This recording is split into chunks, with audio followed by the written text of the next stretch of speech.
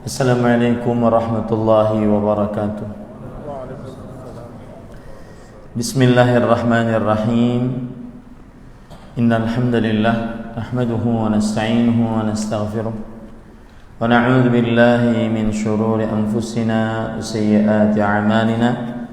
Man yahdihillahu fala mudilla lahu wa man yudlil fala hadiya lahu. Wa ashhadu an la ilaha illallah wahdahu la syarika lahu wa ashhadu anna Muhammadan 'abduhu wa rasuluh. Ya ayyuhalladzina amanu taqullaha haqqa tuqatih wa la tamutunna illa wa antum muslimun. Ya ayyuhan nasu taqu rabbakumul ladzi khalaqakum min nafsin wahidah wa khalaqa minha zawjaha wa batha minhuma rijalan katsiran wa nisaa'a wattaqullaha alladzi tasaaluna bihi wal arham innallaha kana 'alaykum raqiba. Ya ayyuhalladzina amanu taqullaha wa qulu qawlan sadida yuslih lakum a'malakum wa yaghfir lakum dhunubakum wa man yuti'illaha wa rasulahu faqad faza fawzan 'azima. Amma ba'd, fa inna asdaqal hadits kitabullah wa ahsanal hadi hadi Muhammadin sallallahu alaihi wa ala alihi wasallam wa syarrul umuri muhdatsatuha wa kullu muhdatsatin bid'ah wa kullu bid'atin dhalalah wa kullu dhalalatin finnar. Alhamdulillah, kita bersyukur pada Allah Subhanahu wa taala pada hari ini, hari Ahad pagi, hari yang ketiga di dalam hari-hari yang paling terbaik sepanjang masa semenjak adanya dunia dan seisinya, yaitu tanggal 3 Dzulhijjah 1443 Hijriah.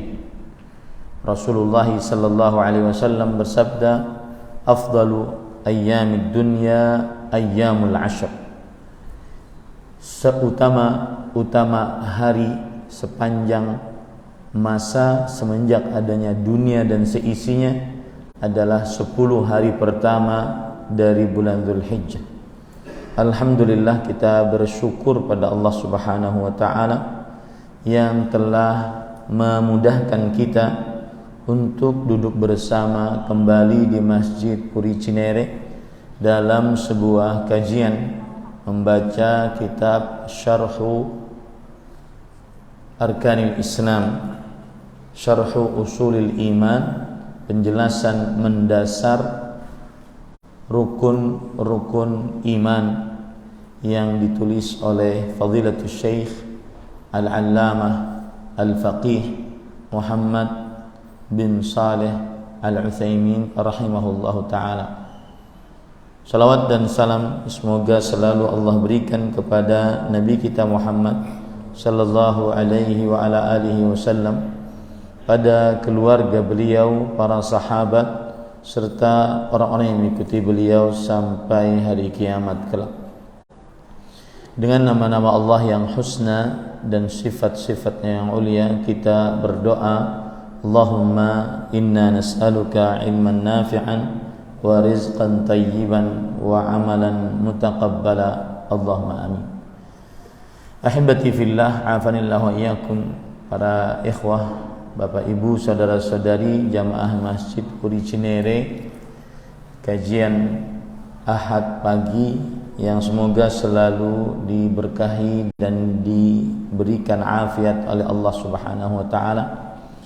Masih kita membicarakan pokok dasar keimanan yang pertama, yaitu al-imanu billahi subhanahu, beriman kepada Allah Subhanahu wa taala. Dan kita sudah sebutkan bahwasanya beriman kepada Allah Subhanahu wa taala mencakup mengimani 4 perkara. Yang pertama yaitu al-iman bi wujudillahi azza wa jalla, beriman akan adanya Allah Subhanahu wa taala. Dan ini sudah kita bahas bahwa kita bisa menentukan dan meyakini bahwa Allah Subhanahu wa taala itu ada dengan fitrah kita sebagai makhluk, kemudian dengan dalil akal kita yang kita miliki, kemudian dengan dalil syariat berdasarkan ayat Al-Quran atau hadis Rasul sallallahu alaihi wasallam, dan yang keempat dengan dalil panca indera kita, yaitu kita bisa menentukan adanya Allah Subhanahu wa taala melalui panca indera kita ketika kita berdoa kepada Allah Subhanahu wa taala, kemudian Allah mengabulkan doa kita dan panca indera kita merasakan pengabulan doa tersebut. Ini menunjukkan bahwa Allah Subhanahu wa taala ada. Sekarang kita masuk kepada poin yang kedua, perkara yang kedua yang merupakan perkara yang dikandung saat seorang meyakini beriman kepada Allah Subhanahu wa taala. Di dalam buku terjemahan halaman 29, silahkan diperhatikan. Al-amru tsani mimma yatadammanuhu al-imanu billah, al-imanu bi rububiyyatihi ay bi annahu wahdahu ar-rabb la syarika lahu wa la mu'in. Yang artinya perkara kedua dari perkara beriman kepada Allah Subhanahu wa taala, yaitu mengimani rububiyahnya, yaitu mengimani bahwa Allah adalah satu-satunya Tuhan, tiada sekutu dan penolong baginya. Ini mungkin kita harus jelaskan dulu, mengimani rububiyahnya. Apa itu rububiyah? Diambil dari kata-kata rabba yurabbi. Rububiyah diambil dari kata apa? Rabba yurabbi, yang artinya memelihara, mengatur, yang artinya adalah memelihara dan mengatur. Maka ketika seorang beriman kepada Allah, dia mengimani, yaitu meyakini dalam hatinya seyakin-yakinnya tanpa ada keraguan sedikit pun yang terbesit di dalam hatinya, bahwa Allah lah satu-satunya yang memelihara, Allah lah satu-satunya yang mengatur, Allah lah satu-satunya yang mencipta, tiada sekutu bagi Allah Subhanahu wa taala. Makanya penulis di sini mengatakan, yaitu mengimani bahwa Allah satu-satunya Rabb. Bukan Tuhan di sini sebenarnya. Tapi kalau kita lihat kamus besar bahasa Indonesia, Tuhan, saya lihat ya, apa arti Tuhan?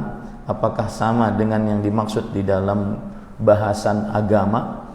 Yaitu sesuatu yang diyakini, dipuja dan disembah oleh manusia sebagai yang maha kuasa dan maha perkasa. Betul itu? Ya, terjemahannya betul. Yaitu mengimani bahwa Allah adalah satu-satunya Tuhan. Tuhan yang maksudnya adalah sesuatu yang diyakini, dipuja, disembah oleh manusia sebagai yang maha kuasa dan maha perkasa dan sebagaimana biasa. Maksudnya dan seterusnya. Ini betul. Berarti terjemahannya betul secara Indonesia. Tapi apa maksud Tuhan di sini? Rabb bahasa Arabnya. Makanya Allah berfirman kan dalam Al-Quran, Alhamdulillahi Rabbil Alamin. Alhamdu, segala puji, lillahi, hanya milik Allah. Kenapa Allah yang paling berhak untuk dipuji satu-satunya? Karena Allah Rabbul Alamin. Rabb artinya apa tadi? Memelihara, mengatur. Al-alamin kullu ma siwallah fahuwal alam. Segala sesuatu selain Allah itulah alam. Segala sesuatu selain Allah itulah adalah Allah, alam. Maka Rabbul Alamin yaitu Tuhan yang memelihara, mengatur alam semesta ini. Itulah yang disebut dengan Rabb. Berarti salah satu keyakinan seseorang yang meyakini bahwa Allah, dia beriman kepada Allah, maka dia wajib meyakini Allah satu-satunya yang memelihara, yang mengatur, yang berkuasa, yang mencipta. Baik. Sekarang kita baca apa yang disebutkan oleh penulis. Penulis kemudian mengatakan,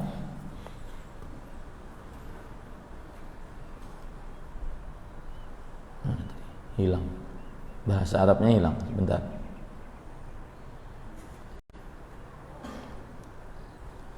Baik.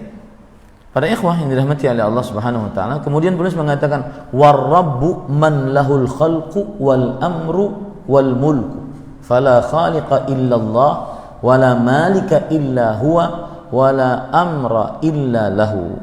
Saya lanjutkan ya, yaitu mengimani bahwa Allah adalah satu-satunya Tuhan yang maha kuasa, maha perkasa. Tidak ada sekutu.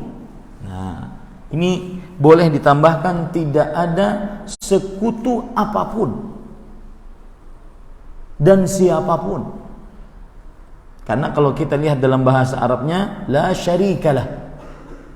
Tidak ada di sini syarika adalah kata yang nakirah, yang belum ditentukan apa dan siapanya. Dalam bentuk peniadaan. Wan nakirah fi siyaqin nafi tadullu 'ala al-'umum.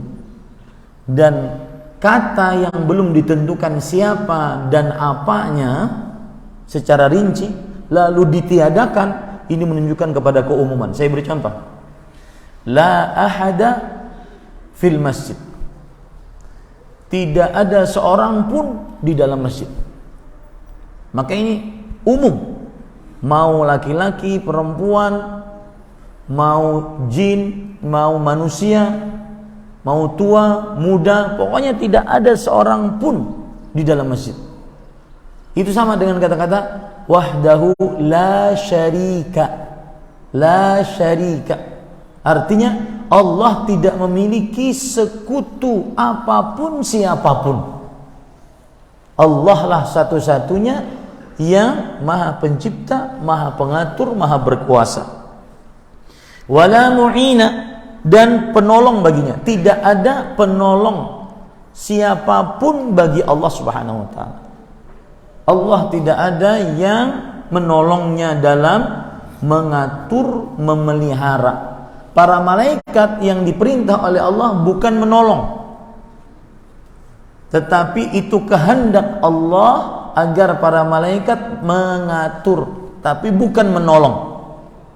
Menurunkan hujan, mematikan orang, malaikat maut, ya, itu mengatur, bukan menolong. Maka tidak ada penolong sama sekali untuk Allah Subhanahu wa taala. Kenapa? Karena Allah adalah Rabb. Dan Tuhan adalah zat yang memiliki kuasa atas penciptaan, kerajaan, dan perintah. Maka tidak ada pencipta kecuali Dia, tidak ada penguasa kecuali Dia, tidak ada perintah kecuali hanya miliknya. Inilah 3 poin dari rububiyah. Penciptaan, kekuasaan, kerajaan, dan perintah. 3 poin dari rububiyah. Penciptaan, perintah, dan kerajaan.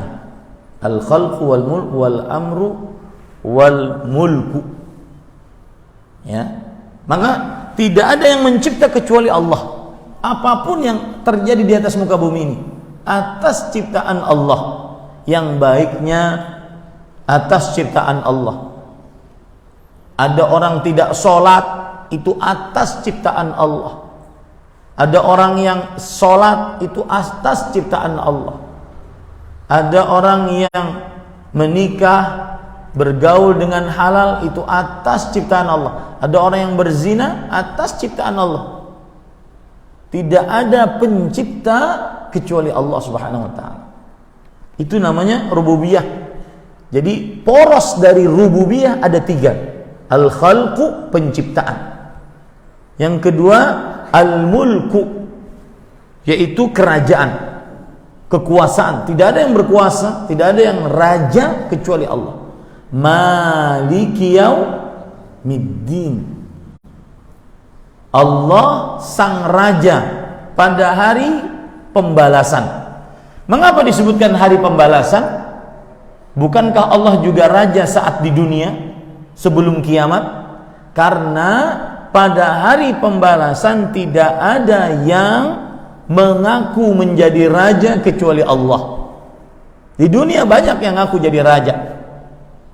Makanya dikhususkan Maliki yaumiddin, raja saat hari pembalasan. Karena pada hari itu tidak ada raja yang berkuasa kecuali Allah. Ini poin yang kedua yang berkaitan dengan rububiyah. Poin yang ketiga adalah perintah, al-amru. Segala yang menunjukkan kepada perintah itu hanya Allah yang berhak memerintah. Makanya hukum yang boleh membuat halal dan haram hanya siapa? Allah. Amal ibadah yang boleh membuat syariat hanya Allah. Kenapa? Karena hanya Allah yang berhak memerintah. Hanya Allah yang berhak memerintah. Inilah 3 poin dari rububiyah. Al-khalqu, penciptaan, al-mulku, kekuasaan kerajaan, al-amru, perintah. Tidak ada, makanya disebutkan di sini, maka tidak ada pencipta kecuali Dia, yaitu kecuali Allah. Tidak ada penguasa, raja kecuali Allah. Tidak ada perintah kecuali hanya Allah Subhanahu wa taala. Coba saya beri contoh sekarang. Tidak ada yang mencipta apa yang terjadi di atas muka bumi, di atas langit, di udara, di daratan, di lautan kecuali Allah. Mengapa? Karena orang beriman kepada Allah, dia mengimani rububiyah Allah. Maka siapa yang mengimani ada yang mencipta selain Allah, maka ini berarti bertentangan dengan keimanan kepada Allah. Ada yang menyembuhkan selain Allah. Ada yang menciptakan anak selain Allah. Ada yang menghidupkan, mematikan selain Allah. Ini keyakinan semuanya bertentangan dengan rububiyah Allah Subhanahu wa taala. Bertentangan dengan rububiyah Allah SWT. Ada yang berkuasa, raja selain Allah. Ini bertentangan dengan rububiyah Allah Subhanahu wa taala. Jadi sekali lagi 3 rububiyah, 3 porosnya. Apa tadi? Penciptaan, kerajaan, dan perintah. Makanya orang-orang yang berbuat bid'ah, mengada-ngada dalam agama, mereka bertentangan dengan rububiyah Allah. Kenapa? Karena yang berhak membuat syariat hanya Allah.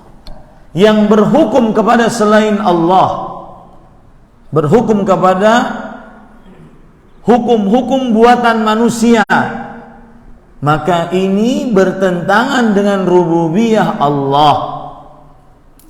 Kenapa? Karena hanya Allah yang memiliki perintah. Hanya Allah yang memiliki perintah. Ini halal, ini haram, ini boleh, ini tidak boleh, ini disyariatkan, ini tidak disyariatkan. Itu hanya Allah Subhanahu wa taala yang memilikinya. Baik. Kita lanjut. Kemudian penulis mengatakan qala ta'ala, ala lahul khalqu wal amru.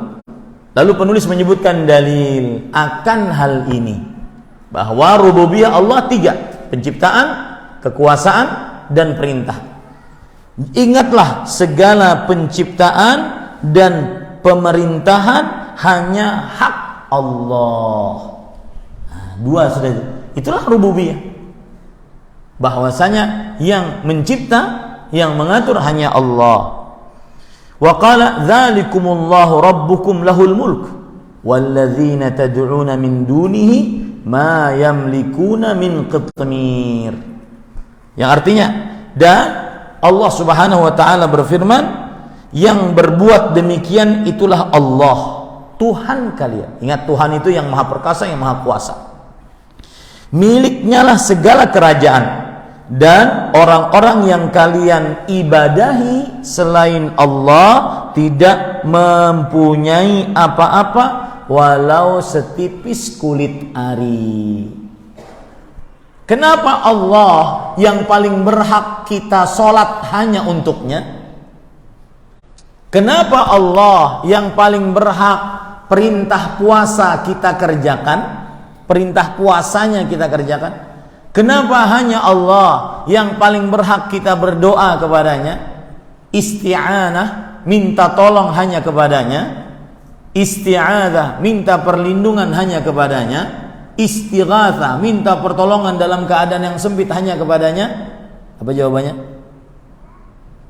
Karena hanya Allah yang memiliki rububiyah, memiliki penciptaan, pengaturan, dan perintah.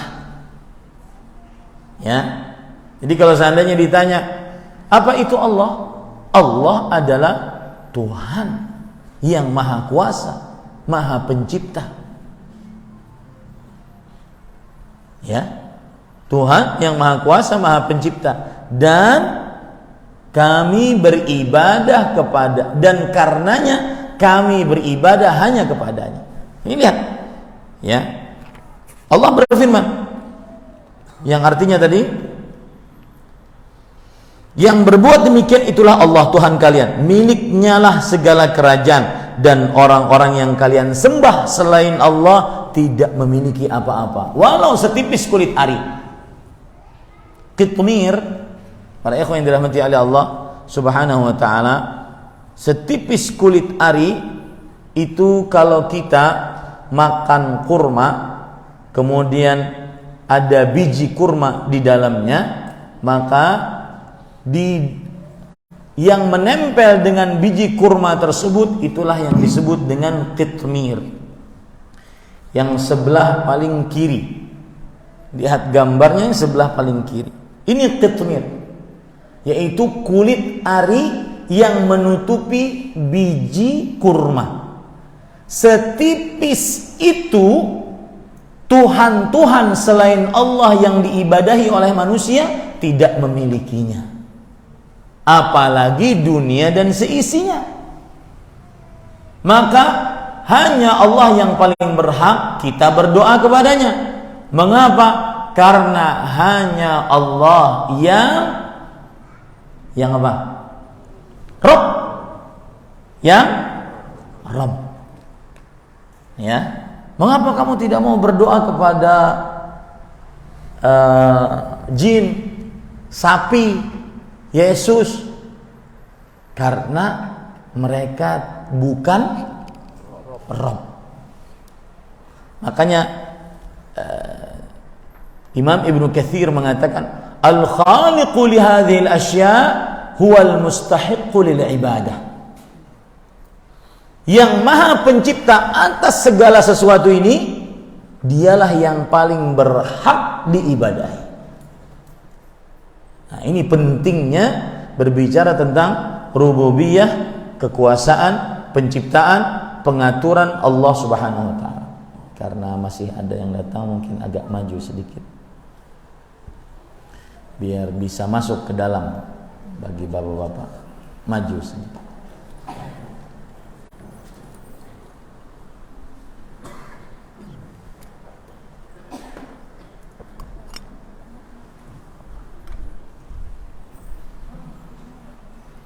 Sebelah sini masih kosong. Maju aja. Baik, kita lanjut Bapak Ibu saudara-saudari yang dimuliakan oleh Allah Subhanahu wa taala. Lalu penulis mengatakan, "Walam yu'lam anna ahadan minal khalq ankara rububiyyatallahi subhanahu." Dan tidak diketahui, maksudnya secara sejarah tidak diketahui bahwa ada seseorang dari makhluk yang mengingkari rububiyah Allah Azza wa Jalla. Tidak ada seorang pun dari makhluk yang mengingkari rububiyah Allah Subhanahu wa taala, kekuasaan Allah, perintah Allah, bahwa hanya Allah yang berhak memerintah, dan kuasanya Allah, rajanya Allah, bahwa hanya Allah yang berhak menjadi raja, penguasa, pengatur satu-satunya. Tidak ada yang mengingkari ini sepanjang sejarah, illa an yakuna mukabiran ghaira mu'taqidin bima yaqul, kecuali orang yang sombong, yang tidak meyakini apa yang dia ucapkan. Kama hasala min Fir'aun, sebagaimana yang terjadi pada Fir'aun. Nah, ini dia. Fir'aun salah satu makhluk dari sedikit sekali makhluk yang menolak Allah Maha Kuasa. Apa sebab penolakan Fir'aun? Karena kesombongan, kecongkakan. Kama hasala min Fir'aun hina qala liqaumi ana rabbukumul a'la. Sebagaimana yang terjadi pada Fir'aun ketika dia berkata kepada kaumnya, itu tambahi, ketika dia berkata kepada kaumnya, ya. Buku bahasa Arabnya ada kaumnya. Ketika dia berkata kepada kaumnya, akulah Tuhan kalian yang paling tinggi. Ini menunjukkan bahwa Fir'aun menolak ketuhanan Allah Subhanahu wa taala. Kenapa? Karena dia terperdaya dengan kekuasaannya. Karena menganggap dirinya raja, ditaati, akhirnya dia menolak kekuasaan Allah Subhanahu wa taala. Wa qala ya ayyuhal mala' ma 'alimtu lakum min ilahin ghairi. Dan juga Allah berfirman mengisahkan perkataan Fir'aun, wahai para pembesar kaumku, aku tidak mengetahui ada Tuhan sembahan bagi kalian selain aku. Quran surat Al-Qasas ayat 38. Ini juga bentuk pernyataan Fir'aun yang menolak rububiyah Allah, menolak Allah Rabb. Lakin dzalika laisa an aqidah. Nah, ini penting. Akan tetapi hal itu tidaklah berasal dari keyakinan. Enggak. Semua manusia meyakini Allah Rabb. Fir'aun ketika mengatakan bahwa aku adalah Tuhan yang kalian yang paling tinggi, itu hanya karena kesombongannya, bukan karena keyakinannya, kesombongannya kepada Allah Subhanahu wa taala. Qala Allah Ta'ala wajahadu biha wastaiqanatha anfusum zulman wa 'uluwan. Allah Subhanahu wa taala berfirman, dan mereka mengingkarinya, yaitu mengingkari kerububiyahan Allah karena kezaliman dan kesombongannya, padahal hati mereka meyakini kebenarannya. Quran surah An-Naml ayat 14. Ingat sekali lagi, Fir'aun ketika mengucapkan aku Tuhan kalian yang paling tinggi, aku tidak mengenal ada Tuhan selain aku bagi kalian, itu bukan karena keyakinannya, tetapi karena apa? Kesombongannya. Makanya kebanyakan orang-orang ateis, tidak bertuhan, teis, Tuhan, itu karena hanya sekedar congkak, sombong dengan kepintarannya, kecerdasannya, akhirnya menolak rububiyah Allah, menolak rububiyah Allah Subhanahu wa taala. Wa qala Musa li Fir'aun fima hakallahu anhu, dan Nabi Musa alaihi salam berkata kepada Fir'aun sebagaimana yang diceritakan oleh Allah Subhanahu wa taala, laqad 'alimta ma anzala haula illa rabbus samawati wal ardi basaira wa inni la adhunnuka ya fir'aunu mathbura. Yang artinya, dan dia Nabi Musa alaihi salam menjawab, sungguh engkau telah mengetahui, wahai Fir'aun, engkau itu sudah tahu, sudah meyakini bahwa tidak ada yang menurunkan mukjizat-mukjizat itu kecuali Tuhan. yang memelihara langit dan bumi sebagai bukti-bukti yang nyata, dan sesungguhnya aku benar-benar menduga engkau wahai Fir'aun akan binasa. Jadi sekali lagi, Fir'aun mengucapkan aku Tuhan kalian yang paling tinggi. Fir'aun mengucapkan aku tidak mengenal Tuhan bagi kalian kecuali aku. Itu bukan karena keyakinannya, tetapi karena kesombongannya. Karena semua manusia meyakini Allah itu Rabb, Allah itu ada, Allah itu Rabb. Mereka menolak keberadaan Allah, mereka menolak rububiyah Allah hanya karena kesombongan mereka. Baik. Kemudian penulis mengatakan, walihadza kana al-musyrikuna yuqirruna bi rububiyyatillah ma'a isyrakihim bihi fil uluhiyah. Nah, ini penting. Oleh karena itu, dahulu orang-orang musyrik, siapa orang-orang musyrik? Entah itu Yahudi, entah itu Nasrani, entah itu orang-orang musyrik kafir Quraisy. Orang-orang musyrik dahulu mengakui rububiyah Allah Azza wa Jalla. Mengakui mereka yang mencipta, mengatur, berkuasa hanya Allah. Mereka mengakui itu. Yang menyelamatkan mereka di atas kapal di tengah lautan hanya Allah. Fa idza raqibu fil fulk da'u Allah mukhlishina lahud-din. Maka jika mereka naik kapal bahtera di tengah laut terombang-ambing dengan ombak, maka mereka berdoa murni hanya kepada Allah. Kenapa? Karena mereka meyakini yang mengatur hanya Allah. Meskipun fa idza najjahum minal barri idza hum yusyrikun. Tapi kalau sudah diselamatkan ke daratan, mereka melakukan kesyirikan kembali dalam beribadah. Jadi para ikhwah yang dirahmati oleh Allah, orang-orang musyrik meyakini rububiyah Allah, meyakini siapa mencipta langit dan bumi, Allah. Abu Jahal, Abu Lahab meyakini itu Allah. Lalu apa bedanya kita? Nah, meskipun mereka menyekutukannya dalam hal uluhiyah. Uluhiyah artinya ibadah. Itulah bedanya kita dengan orang-orang musyrik. Kita meyakini Allah yang mengatur, Allah yang maha kuasa, Allah yang mencipta, Allah yang maha memerintah. Mereka juga orang-orang musyrik meyakini. Tetapi mengapa mereka masih dinamai sebagai orang musyrik? Mengapa mereka masih diperangi oleh Rasulullah SAW? Karena mereka mensyirikkan Allah dalam dalam uluhiyah, dalam ibadah. Mereka berdoa kepada Allah, tapi juga berdoa kepada Lata, Uzza, Manat, Hubal. Mereka berdoa kepada Allah, tapi juga berdoa kepada wali-wali yang sudah mati.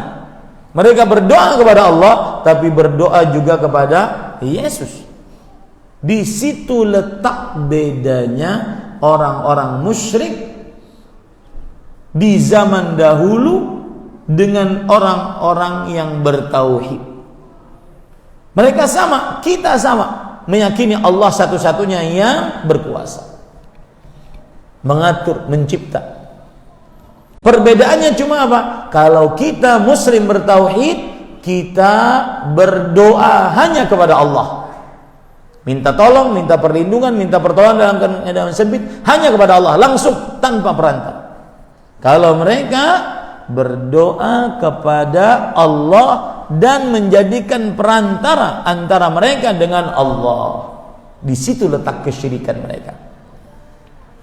Di zaman sekarang, ironi, bahkan di dalam perkara rububiyah, sebagian orang yang mengucapkan la ilaha illallah, mereka meyakini ada yang menyembuhkan selain Allah. Ya, ada yang mengatur pantai selatan selain Allah. Ada yang mengatur gunung Merapi selain Allah. Ada sapi yang bisa menyembuhkan. Ada uang kertas yang kalau kita sebagai pembeli pertama, maka dianggap sebagai penglaris, laris. Itu berkaitan dengan rububiyah. Meyakini ada Rabb selain Allah. Orang-orang musyrik dahulu tidak. Mereka tidak mensyirikan Allah, atau boleh kita katakan sebagian besar mereka tidak mensyirikan Allah dalam rububiyah. Hanya mensyirikan Allah dalam uluhiyah. Zaman sekarang enggak. Ada yang menyembuhkan, dianggap menyembuhkan selain Allah. Ada yang dianggap mengetahui akan hal gaib selain Allah. Nasib yang akan datang, barang-barang hilang yang telah lalu selain Allah. Ada yang mengatakan demikian. Nah, ini berarti kesyirikan di zaman sekarang lebih berat, lebih rusak. Ya, ini hati-hati Bapak Ibu, saudara-saudari yang dimuliakan oleh Allah. Coba sekarang, apa dalilnya? Bahwa orang-orang musyrik zaman dahulu meyakini Allah Maha Pencipta, Maha Pengatur. Penulis mengatakan, qala Allah Ta'ala, "Qul limanil ardu man fiha in kuntum ta'lamun, sayaquluna lillah. Qul afala tadhakkarun. Qul man rabbus samawati sab' wa rabbul arsyil 'azim, sayaquluna lillah. Qul afala tattaqun. Qul man biyadihi malakutu kulli syai' wa huwa yujiru wa la yujaru 'alaihi in kuntum ta'lamun, sayaquluna lillah. Fa anna tusharun." Yang artinya, katakanlah wahai Muhammad sallallahu alaihi wasallam, milik siapakah bumi dan semua yang ada di dalamnya? Ini Nabi Muhammad SAW diperintahkan oleh Allah untuk bertanya kepada orang-orang musyrik. Milik siapa bumi dan seisinya ini? Maka jika kalian mengetahuinya, maka mereka akan menjawab. Mereka siapa di sini? Mereka di sini siapa? Orang-orang musyrik. Mereka menjawab, milik Allah. Lihat ya. Milik Allah. Ini para ikhwan yang dirahmati oleh Allah. Katakanlah, apakah kalian tidak ingat? Maka katakanlah, siapakah Tuhan yang memiliki langit yang 7 dan yang memiliki arsy yang agung? Arsy adalah makhluk Allah yang paling terbesar, dan di atasnya Allah beristiwa. Arsy adalah makhluk Allah yang paling terbesar, dan di atasnya Allah beristiwa. Itu namanya arsy. Siapa memiliki arsy? Maka mereka akan menjawab, milik Allah. Katakanlah, maka mengapa kalian tidak bertakwa? Katakanlah, siapakah yang di tangannya berada kekuasaan segala sesuatu? Dia melindungi dan tidak ada yang dapat dilindungi dari azabnya. Allah yang melindungi. Tapi kalau Allah menghukumi, maka tidak ada yang bisa menahan hukumannya. Jika kalian mengetahui, maka mereka akan menjawab, milik Allah. Katakanlah, kalau demikian, maka bagaimana kalian sampai tertipu? Quran surah Al-Mu'minun ayat 84-89. Ini ayat sangat jelas menunjukkan bahwa mereka orang-orang musyrik di zaman dahulu meyakini rububiyah Allah. Ya, di zaman sekarang sebagian orang meyakini batok kelapa yang sudah dikeringkan, lalu ditulis serajah-rajah, lalu dituangkan air, didiamkan selama sepekan, diminum di malam Jumat Kliwon, bisa melancarkan membaca Al-Quran. Ini bertentangan dengan rububiyah Allah. Di zaman sekarang, batok kelapa yang sudah dirajah, ditulis macam-macam, diletakkan pada beras, maka berasnya diyakini tidak cepat habis. Ini bertentangan dengan rububiyah Allah. Ini para ikhwan yang dirahmati oleh Allah Subhanahu wa taala. Di zaman sekarang, sebagian orang takut kepada kuburan orang-orang saleh. Kalau ada keperluan hajat, maka harus meyakini, harus meletakkan bunga kembang di kuburan-kuburan tersebut. Kalau tidak, hajatnya tidak lancar. Ini bertentangan dengan rububiyah atau uluhiyah? Rububiyah. Kekuasaan. Karena mereka meyakini hanya Allah, mereka meyakini bahwa selain Allah bisa berkuasa. Di zaman sekarang, sebagian orang kalau mau singgah di sebuah tempat, ingin buang air kecil di hutan misalkan, maka dia mengatakan, saya mohon izin, wahai penghuni pohon ini, ingin kencing. Ini bertentangan rububiyah atau uluhiyah? Rububiyah, kuasa Allah. Ini para ikhwah yang dirahmati oleh Allah Subhanahu wa taala. Baik, kita lanjut. Wa qala Allah taala, "Wa la in sa'altahum man khalaqas samawati wal arda la yaqulunna Allah."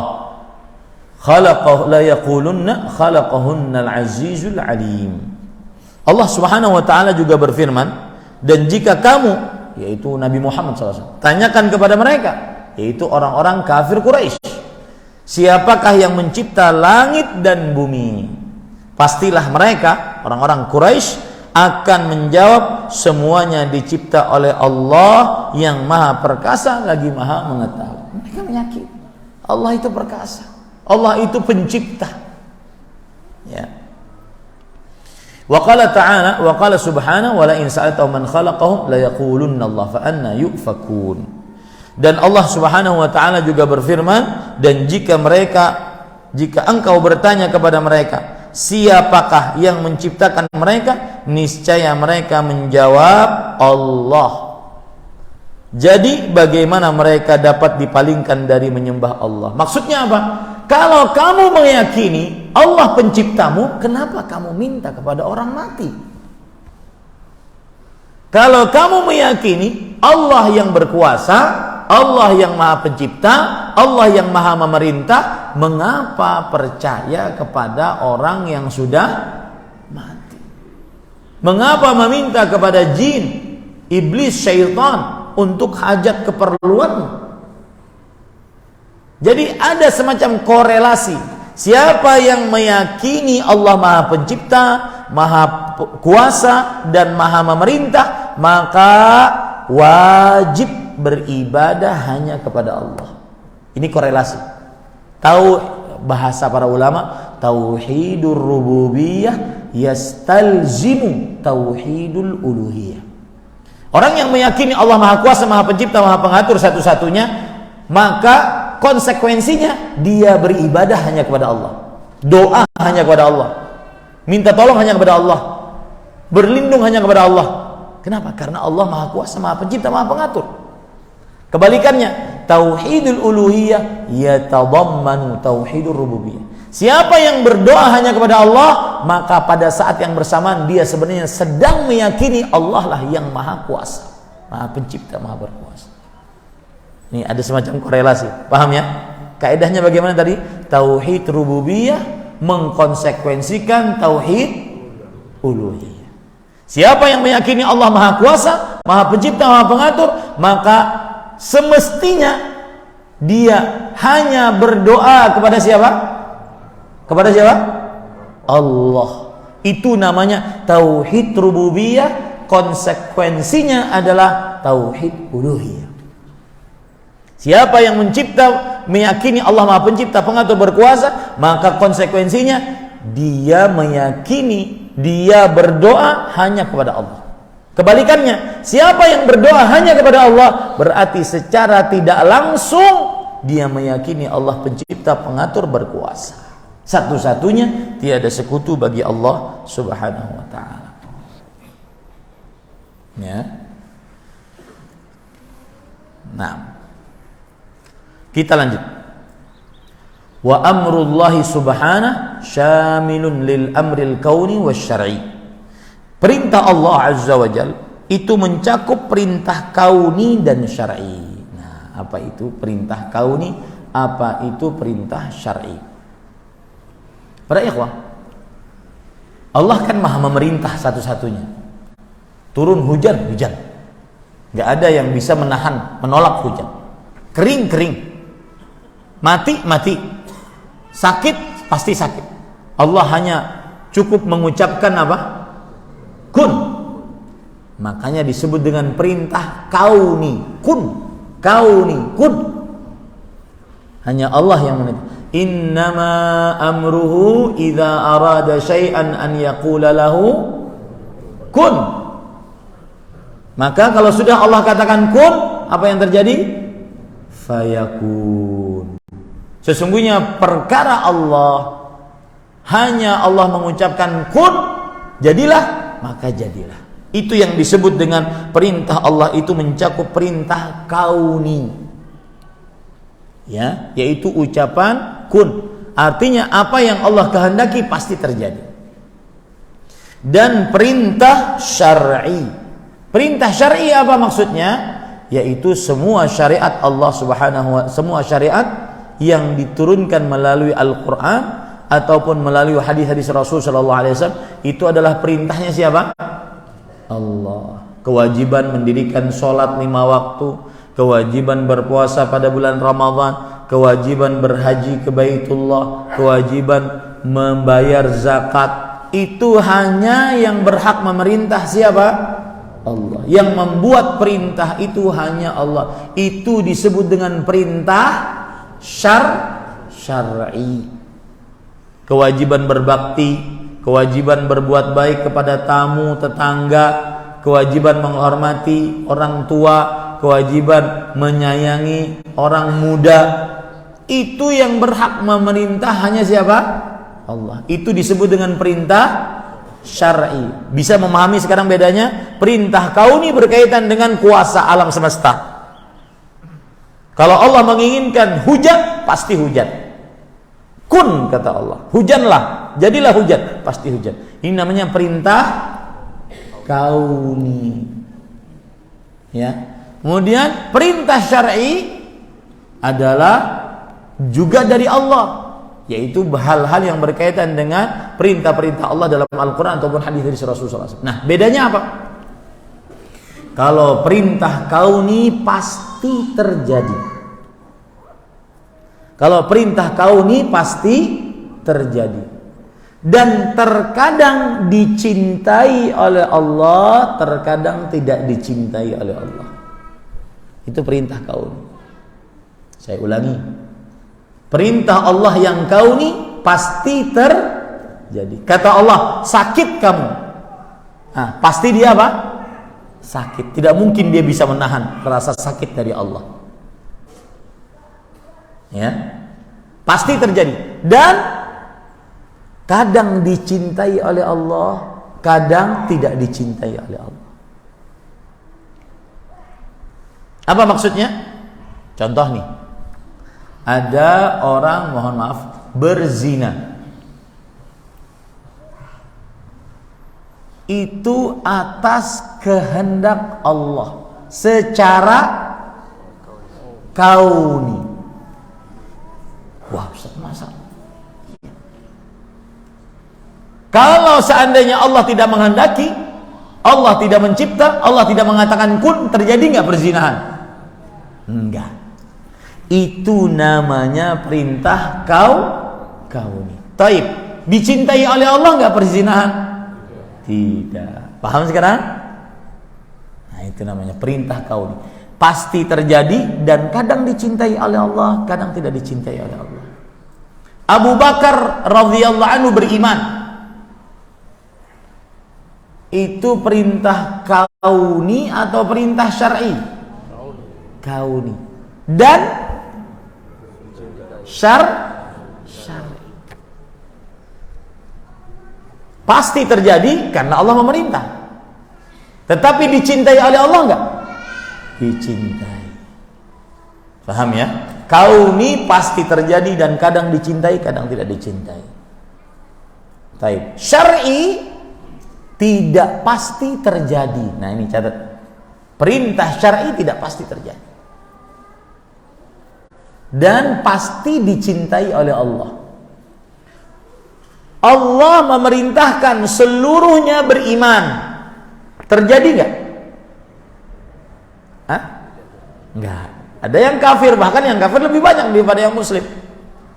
Allah memerintahkan iblis sujud. Terjadi enggak? Hah? Tidak. Ini menunjukkan perintah syar'i kadang terjadi, kadang tidak terjadi. Tetapi dicintai oleh Allah pasti. Ya, dicintai oleh Allah Subhanahu wa taala secara pasti. Itu yang dimaksud dengan kauni dan syar'i. Perintah kauni, perintah syar'i. Ada orang berkata ketika ditanya, "Nak, kenapa enggak sholat?" Takdirnya emang kayaknya takdirnya sudah begini. Maka kita katakan, iya, takdirmu seperti itu secara kauni, tapi bukan secara syar'i. Karena Allah menginginkan kamu untuk sholat. Nah, begitu ya, bisa dipahami ya. Ini namanya perintah kauni, perintah syar'i. Maka di sini penulis mengatakan perintah Allah itu mencakup perintah kauni dan syar'i. Kemudian lanjut, fakama annahu mudabbirul kaunil qadhi fihi bima yurid hasba ma taqtadhihi hikmatuh fahuwa kadzalikal hakimu fihi bi syar'il ibadat wa ahkamil muamalat hasba ma taqtadhihi hikmatuh. Maka sebagaimana Allah adalah pengatur alam semesta yang memutuskan di dalamnya apa yang Dia kehendaki sesuai dengan konsekuensi dari hikmahnya, maka Allah juga lah yang memutuskan perkara di dalamnya dengan mensyariatkan berbagai ibadah, hukum-hukum interaksi antar sesama manusia sesuai dengan konsekuensi dari hikmahnya. Allah yang maha pencipta dan juga Allah yang maha membuat syariat. Halal haram sekehendak Allah. Ini rukun, ini wajib sekehendak Allah. Sebagaimana Allah juga berkehendak secara kauni. Apabila Allah menginginkan kun, maka pasti terjadi. Ya, ini para ikhwan yang dalam itu maksudnya. Jadi seakan-akan penulis ingin mengatakan kepada kita bahwa Allah itu maha pencipta. Tiada pencipta selain Allah. Allah itu maha kuasa. Tiada maha kuasa selain Allah. Allah itu maha memerintah. Tidak ada yang memerintah selain Allah. Nah, sebagaimana Allah seperti itu, maka Allah juga yang paling berhak membuat syariat. Halal haram, daging babi haram, air liur anjing najis mughalladhah, itu adalah murni perintah siapa? Allah. Dan itu perintah jenisnya apa? Syar'i. Bisa dipahami ya?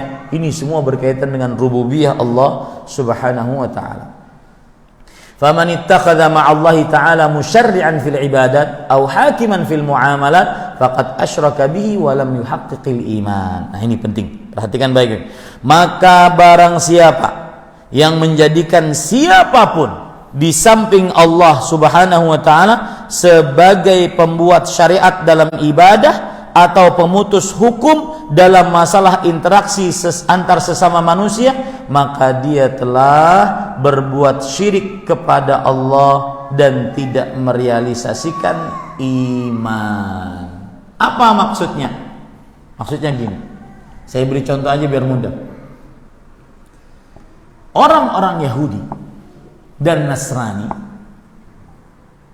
mereka mensyirikkan Allah dengan ulama dan ahli ibadah mereka. Mereka mensyirikkan Allah dengan ulama dan ahli ibadah mereka. Saya ingin bertanya sekarang, bagaimana cara orang Yahudi Nasrani mensyirikkan Allah dengan ulama dan ahli ibadah mereka? Bagaimana? Nah,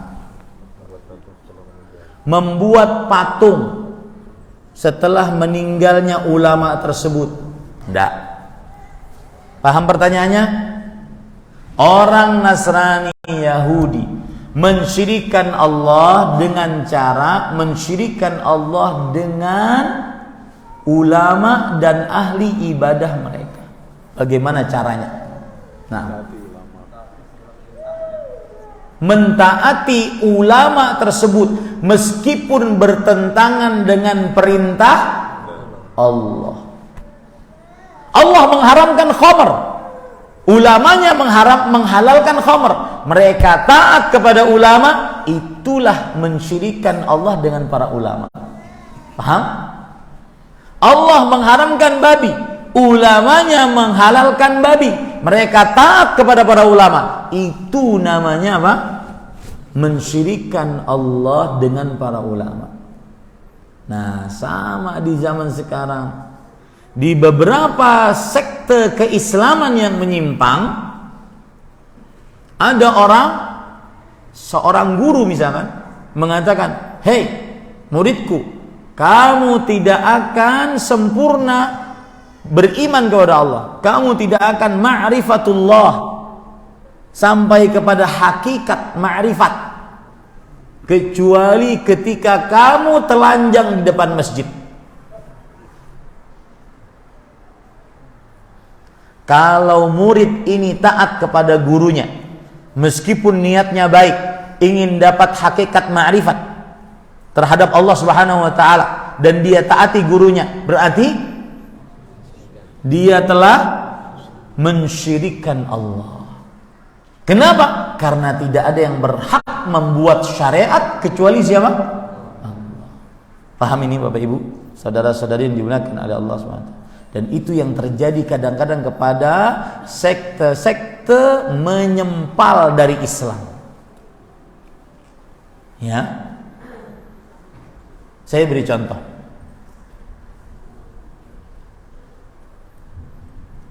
Ada orang yang katanya wali, majdzub. Majdzub itu artinya sudah fana gitu. Ya. Dia memerintahkan mobil di depan, bakar. Mobil di depan, bakar. Sebagai muridnya, kalau antum jadi murid, mau jadi murid sih, wajib taat gak? Hah? Tidak. Kenapa? Karena buang-buang uang, mubadzir. Paham ini? Tapi mereka kemudian berdalih seperti yang terjadi kepada Nabi Musa dan Nabi Khadir. Dan yang benar Khadir, bukan Haidir. Haidir teman TK saya. Kata mereka, Nabi Khadir memerintahkan untuk membunuh seorang bayi. Membunuh.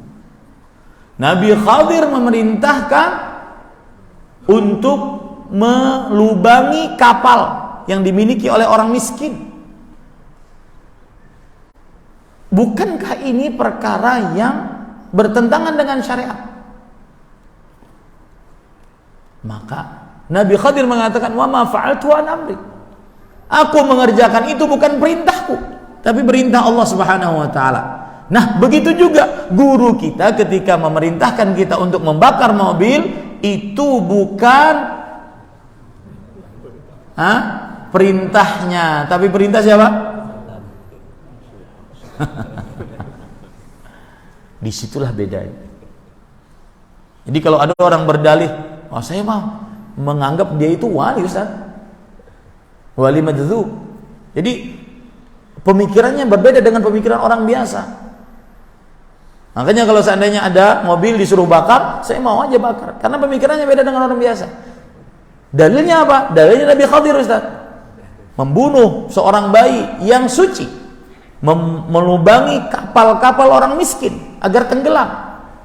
Maka kita katakan, iya, Allah menentukan, memerintahkan kepada Nabi Khadir. Lah ini wali siapa yang menentukan?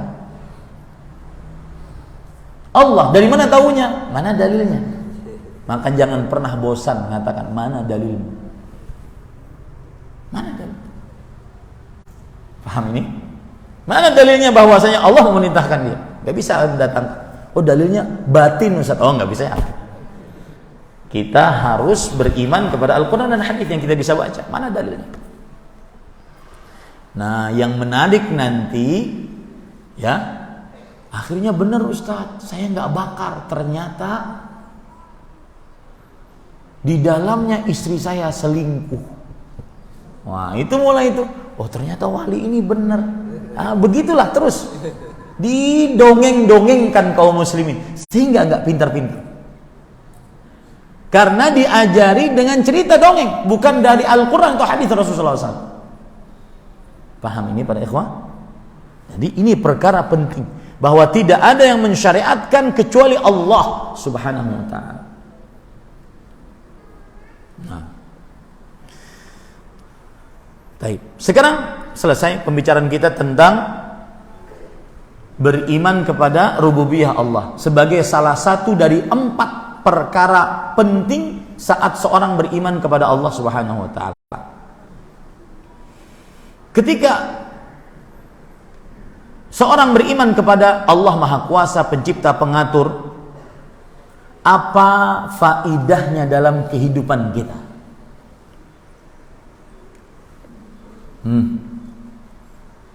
Paham maksud saya? Kita ini kan meyakini sudah belajar, mantap dah, bahwa tidak ada pencipta, tidak ada pengatur, tidak ada yang berkuasa kecuali Allah. Apa faedahnya dalam kehidupan kita? Yang pertama, kalau orang meyakini rububiyah Allah, maka niscaya dia akan senantiasa ikhlas. Karena yang dia tuju dalam ibadahnya, pahala dan ganjaran hanya dari Allah yang bisa satu-satunya memberi ganjaran. Dia, orang yang beriman kepada rububiyah Allah, dia tidak akan riya. Tidak akan apa? Riya. Riya itu apa? Beramal ingin dilihat agar dipuji atau diberi hadiah. Itu pengertian riya. Saya ulangi, beramal ingin dilihat agar dipuji atau diberi hadiah. Orang yang beriman kepada rububiyah Allah, maka dia akan ikhlas dalam ibadahnya. Mengapa? Karena dia meyakini hanya Allah yang paling pantas dia cari pujiannya. Hanya Allah yang dapat mendatangkan hadiah yang ada pada tangan-tangan manusia. Tak, penyebab riya itu 2. Pertama, ingin dipuji. Yang kedua, ingin dapat hadiah. Hadiah ini macam-macam. Harta, tahta, wanita, itu hadiah. Saat orang sholat, Allahu Akbar. Rakaat pertama ikhlas hanya karena Allah. Rakaat kedua ada calon mertua duduk samping. Besok lamaran. Gak tahu diterima atau tidak. Maka dia mulai perbagus demi dapat hadiah, yaitu anak perempuannya menerima lamarannya. Orang yang beriman kepada rububiyah tidak akan pernah seperti itu. Kenapa? Karena dia meyakini ini calon mertua pasti setuju atas lamaran saya jika apa? Allah yang menyetujuinya. Maka orang yang beriman kepada rububiyah Allah selalu ikhlas hanya kepada Allah. Menarik ya, menarik ya, beriman kepada rububiyah ini menarik. Faedah yang kedua, orang yang beriman kepada rububiyah Allah selalu merasa diawasi oleh Allah, sehingga dia berusaha selalu menjaga mata, telinga, tangan, kaki, kemaluan. Apa yang dia lihat dia usaha jaga.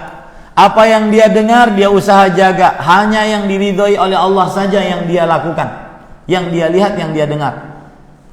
Tangan, apa yang dia kerjakan dengan tangannya entah itu tanda tangan, memegang ulus, dia hanya mengerjakan yang diridhoi oleh Allah. Kemaluan kaki, dia berjalan hanya ke tempat yang diridhoi oleh Allah. Kemaluan dia tidak letakkan kecuali di tempat yang halal untuknya. Kenapa? Karena orang yang beriman kepada rububiyah Allah, dia khawatir, takut Allah yang maha kuasa apa? Menimpakan siksa untuknya saat dia bermaksiat. Bisa dipahami ini? Menimpakan siksa untuknya saat dia bermaksiat. Apalagi di zaman sekarang, maksiat saat sendirian. Dan maksiat saat sendirian tidak pandang bulu, mau jenggotan, mau cadaran. Karena saking mudahnya bermaksiat saat sendirian, maka seseorang akhirnya bermudah-mudah. Hanya beriman kepada Allah yang mempunyai Rabb rububiyah yang bisa menahan itu. Nabi Yusuf, coba bayangkan Nabi Yusuf, laki-laki, masih muda, kemudian musafir. Nabi Yusuf itu bukan penduduk Mesir. Nabi Yusuf dari Irak, dibawa oleh orang-orang yang bersafar, didapati di dalam sumur, dibawa ke Mesir. Masih muda, laki-laki, musafir. Biasanya musafir itu rentan maksiat. Makanya ibu-ibu hati-hati kalau suami keluar kota, karena itu rentan maksiat. Apalagi ibu-ibunya tidak ikut, apalagi bersafarnya rutin setiap bulan atau setiap pekan.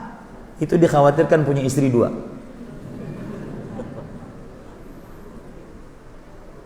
Dikhawatirkan, saya nggak nuduh ya. Kayak ini nih, saya tertuduh nih. Setiap bulan ke Jakarta. Ya, dikhawatirkan punya istri 2. Tapi saya enggak. Ada apa namanya? Ustaz Firanda, akhi fillah, saudara saya karena Allah. Kita kumpul-kumpul habis makan gitu, laki-laki semua. Beliau bilang, ini semua yang belum berpoligami singa-singa sirkus. Singa beneran yang sudah berpoligami. Saya jawab, meskipun singa sirkus Ustaz, kan tetap singa. Beliau menjawab, kan tetap sirkus, terkekang. Saya menjawab lagi, singa beneran biasanya juga bisa menangis dengan singa betina, Ustaz. Ya.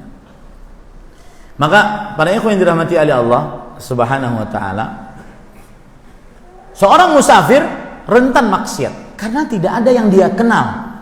Kalau di kampungnya dia dikenal, jadi dia masih menjaga.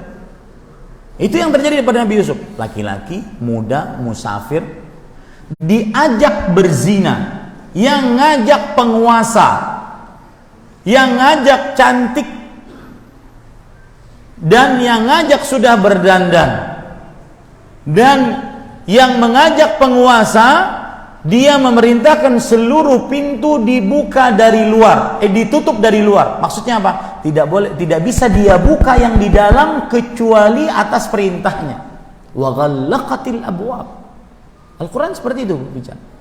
Apa yang bisa menyelamatkan Nabi Yusuf? Maka beriman kepada falamma hammat bihi wa hamma biha laula arra'a burhana rabbih. Ketika Nabi Yusuf berkeinginan kepada istrinya gubernur Mesir, pemimpin Mesir, dan istri ini juga berkeinginan laki-laki dan perempuan berduaan, berkeinginan. Maka kalau Nabi Yusuf tidak melihat petunjuk dari Rabb, lihat di situ, Rabb yang rububiyah, maka niscaya beliau akan terperosok ke dalam perzinahan. Kadzalika linasrifa anhu su'a wal fahsya innahu min ibadinal mukhlasin. Demikianlah kami selamatkan Nabi Yusuf dari perbuatan keji dan kotor. Sesungguhnya dia adalah hamba kami. Lihat, Rabb, hamba kami yang meyakini rububiyah Allah, yang ikhlas, yang murni. Ini faedah beriman kepada rububiyah. Niscaya selalu merasa diawasi oleh Allah. Ya, terutama di zaman sekarang yang sangat banyak godaan syahwat dan aurat. Faedah yang ketiga, beriman kepada rububiyah Allah Subhanahu wa taala.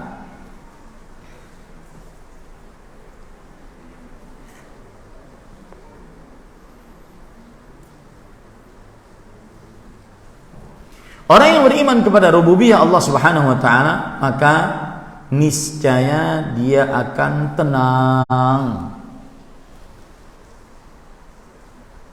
Tenang dalam hidupnya. Karena dia bersandar kepada Allah yang Maha Kuasa.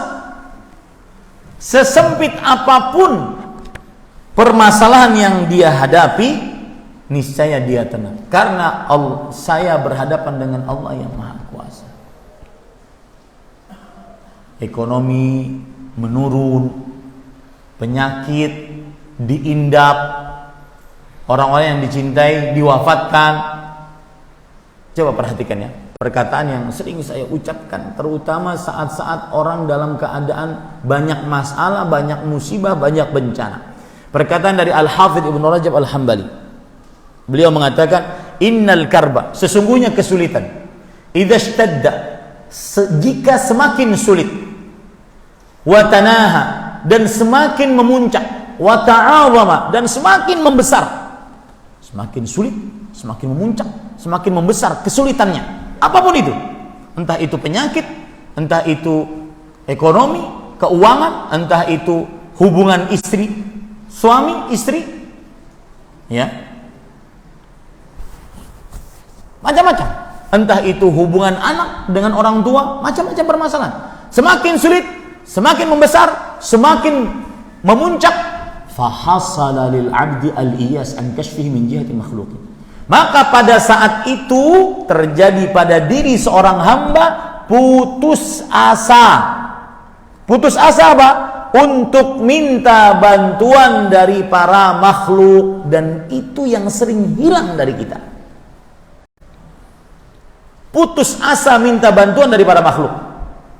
Kalau sudah putus asa minta bantuan dari para makhluk, misalkan nih ya, ada seorang mulai pemuda tanggung begitu, umur 20-an, mulai dia berdagang, berusaha. Ternyata sudah nyoba jenis-jenis usaha macam-macam, habis modal banyak, ternyata terlilit hutang. Sampai-sampai kalau handphonenya berderi, keringat dingin dia. Dan begitulah sifat hutang. Para ulama mengatakan ad-dain dzulun bin nahar wa hamun bil lail. Hutang membuat orang hina di siang hari dan galau di malam hari. Hina di siang hari kenapa? Karena malu untuk bertemu dengan orang. Kalau ada kajian di Masjid Budi Cinere setiap Ahad, gak mau hadir. Kalaupun hadir, paling pojok. Ya, karena dia tahu yang ngutangin di depan. Malu dia. Dan galau di malam hari. Galau maksudnya adalah dia kepikiran di malam hari. Nah, orang-orang seperti ini ketika semakin sulit, semakin membesar, semakin memuncak, terjadi putus asa pada dirinya. Ya, kalau sudah putus asa pada dirinya untuk minta bantuan kepada makhluk, oh dulu kan, wah ada bapak, ada ibu bisa telepon, bayarin dong. Ada kakak, ada adik, semua ini semuanya nggak bisa bantu. Anak cucu nggak bisa bantu, kakak adik nggak bisa bantu, keponakan nggak bisa bantu, bapak, ibu, kakek, nenek nggak bisa bantu. Mulai terjadi putus asa minta bantuan kepada makhluk. Sampai dia mengatakan, ya Allah, terserah engkau mau diapakan. Itu yang kita cari. Wa man yatawakkal 'ala Allah fahuwa hasbuh. Kalau sudah putus asa minta bantuan kepada makhluk, maka fata'allaqa qalbuhu billahi wahdah. Maka bergantunglah hatinya kepada Allah. Saya beri contoh, perempuan berzina sebelum menikah. Kemudian laki-laki yang menzinahinya pun kabur, entah kemana. Banyak masalah. Bapak ibunya marah besar. Kakak adiknya tidak mau menerima keponakan dari hasil zina. Pokoknya seperti sempit sekali permasalahan hidupnya. Maka dia langsung mengatakan, terserah engkau ya Allah. Hasbi Allah wa ni'mal. Hanya engkau ya Allah pencukup. Engkau adalah sebaik-baik tempat bersandarku. Itu yang sering hilang dari kita. Saat kita usaha, saat kita berobat, saat kita mendidik anak, saat kita ngurus istri dan anak-anak, istri mengurus suami, itu yang sering hilang dari kita.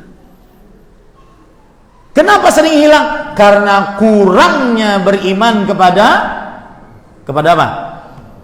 Rububiyah Allah. Ya, makanya orang yang beriman kepada rububiyah Allah, salah satu faedahnya dan buah manisnya dalam kehidupan sehari-hari adalah dia akan tenang, sabar, kokoh saat mendapati musibah kesulitan, dan dia akan syukur saat mendapatkan nikmat. Tidak mudah ujub, tidak mudah sombong dengan kelebihan yang dimilikinya. Dia hanya mengatakan alhamdulillah. Inilah milik Allah Subhanahu wa taala. Segala puji hanya milik Allah karena Allah yang bertakdir. Wallahu a'lam. Ini kira-kira yang bisa saya sampaikan. Nah, masuk kepada pertanyaan, kalau kita sudah tahu kalau sunnah itu ditinggalkan rugi, tapi kita tetap belum mau melakukan sunnah tersebut dengan alasan belum dapat hidayah, intinya hanya mau melakukan yang wajib-wajib dulu, biarin bagus dulu, apakah seperti itu boleh? Boleh saja. Sunnah kan hukumnya apa? Diperintahkan oleh Allah, tapi dengan perintah yang tidak keras. Siapa yang meninggalkannya dengan sengaja tanpa alasan syar'i, maka tidak diancam siksa. Itu sunnah. Ya, tidak mengapa dia tidak mengerjakan sunnah, dia mengerjakan wajib, tetapi tentunya yang mengamalkan sunnah lebih besar pahalanya. Dan para ulama mengatakan al-jannah, surga, dimasuki dengan rahmat Allah. Dukhuluha birahmatillah. Surga dimasuki dengan rahmat Allah, bukan dengan amal. Wa darajatu fiha bil amal. Dan tingkatan-tingkatan dalam surga yang membedakannya adalah amalan. Nah, itu fungsinya. Ya, fungsinya mengamalkan amalan-amalan sunnah. Ada perkataan yang sering saya sebutkan, saya dapatkan dari salah satu murid senior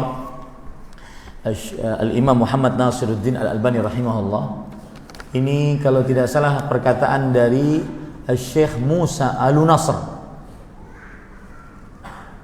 Beliau mengatakan, "Kana salaf yaf'aluna sunnah li'annaha sunnah, wan nasu al-yawm yatrukuna sunnah li'annaha sunnah."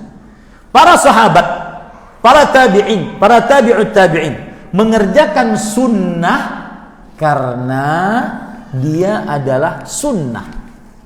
Saya artikan dulu secara literal, baru setelah itu saya jelaskan. Para sahabat, para tabi'in, para tabi'ut tabi'in, ulama-ulama terdahulu mengerjakan sunnah karena dia adalah sunnah. Orang-orang sekarang meninggalkan sunnah karena dia adalah sunnah. Nah, siapa yang paham?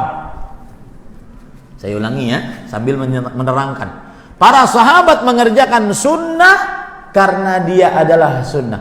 Mengerjakan sunnah maksudnya adalah mengerjakan amalan-amalan yang hukumnya sunnah, tidak wajib. Karena dia adalah sunnah. Sunnah yang dimaksud di sini adalah ajaran Rasulullah. Paham? Mengerjakan sunnah yang hukumnya tidak wajib karena dia adalah ajaran sunnah, ajaran Rasulullah SAW. Orang sekarang meninggalkan sunnah karena dianggap sunnah. Orang sekarang meninggalkan ajaran Rasulullah, sunnah itu maksudnya ajaran Rasulullah, karena dianggap hukumnya hanya sunnah. Paham? Cuma sunnah doang, nggak apa-apa deh. Nah, ini para ikhwan, ini keliru, ya. Tidak tepat, tidak mengerjakan sunnah Rasul Sallallahu Alaihi Wasallam. Berkaitan dengan rububiyah Allah, poin perintah, bagaimana kita menyikapi perintah manusia, hukum yang dibuat oleh manusia? Maka jawabannya, apabila perintah manusia dan hukum yang dibuat oleh manusia tidak bertentangan dengan Al-Quran dan Sunnah, maka tidak mengapa kita kerjakan, karena dia di bawah hukum Al-Quran dan Sunnah. Yang bermasalah adalah apabila hukum yang dibuat oleh manusia jika bertentangan dengan Al-Quran dan Sunnah, maka itulah yang dimaksud oleh Allah dalam Al-Quran, وَمَنْ لَمْ يَحْكُمْ بِمَا أَنْزَلَ اللَّهُ فَأُولَئِكَ هُمُ الْكَافِرُونَ. Siapa yang tidak berhukum dengan hukum Allah, maka merekalah orang-orang kafir. وَمَنْ لَمْ يَحْكُمْ بِمَا أَنْزَلَ اللَّهُ فَأُولَئِكَ هُمُ الْفَاسِقُونَ. Siapa yang tidak berhukum dengan hukum-hukum Allah, maka merekalah orang-orang yang fasik.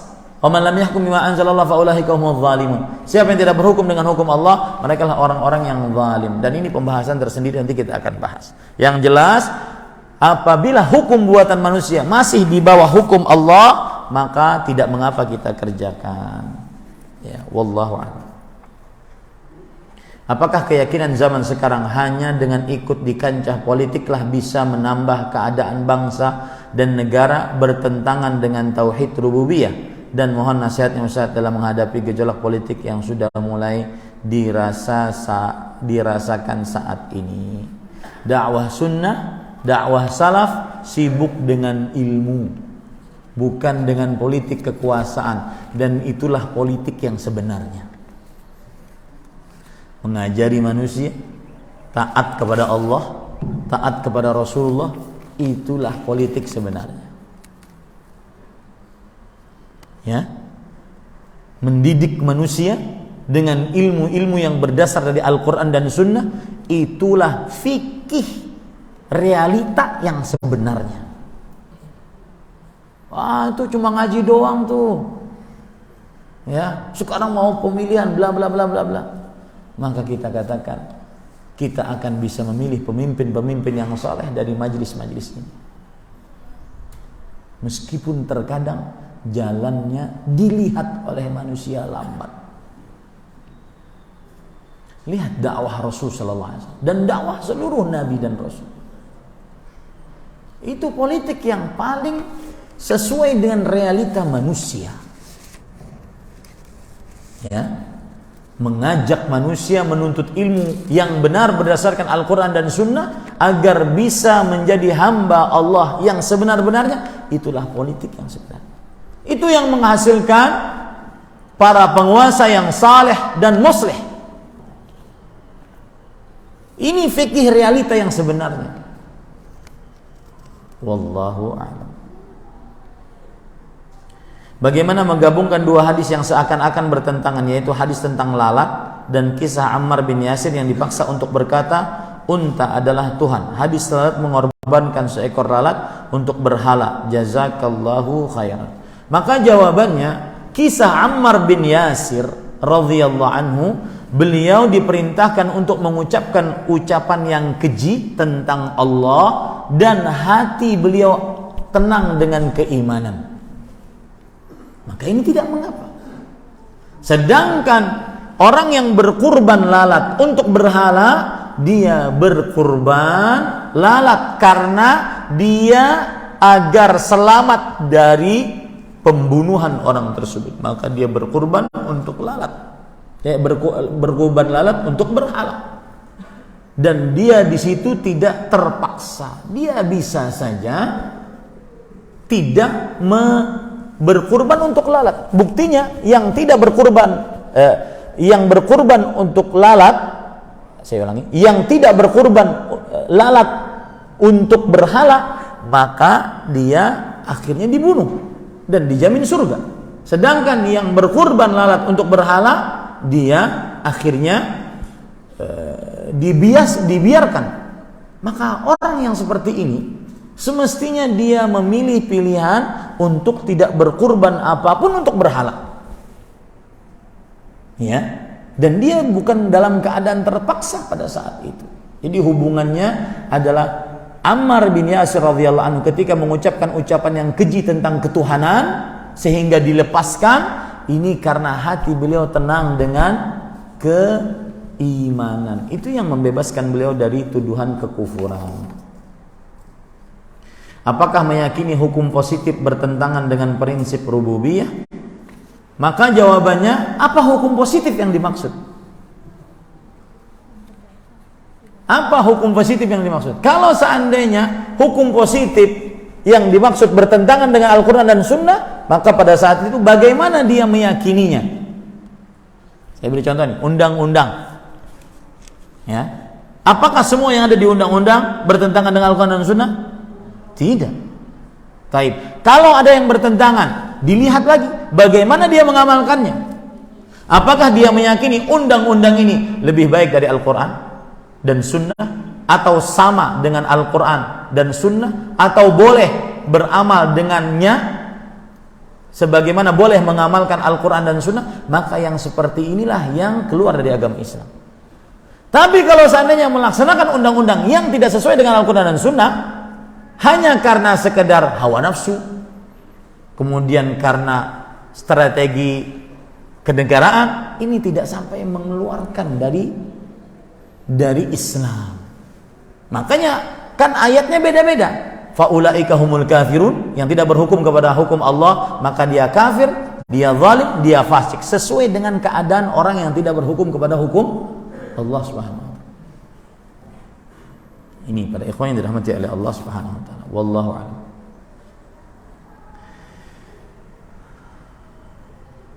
Tetangga saya punya adik perempuan sudah 6 tahun putus silaturahim karena hasutan dari suaminya, padahal istrinya bercadar syar'i. Suaminya ipar dan istrinya adik tetangga saya. Silaturahim terputus karena sifat keras dari suaminya.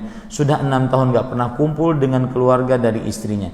Pertanyaan, bagaimana penyelesaiannya? Maka jawabannya adalah sang suami dinasihati bahwa memutuskan hubungan rahim itu dosa besar, dan juga memutuskan hubungan rahim memutuskan berkah dari Allah Subhanahu wa taala, dan juga memutuskan hubungan rahim tidak akan bermanfaat di hadapan ibadahnya yang banyak. Orang ketika memutuskan hubungan rahim, maka ibadahnya sulit untuk diterima oleh Allah Subhanahu wa taala.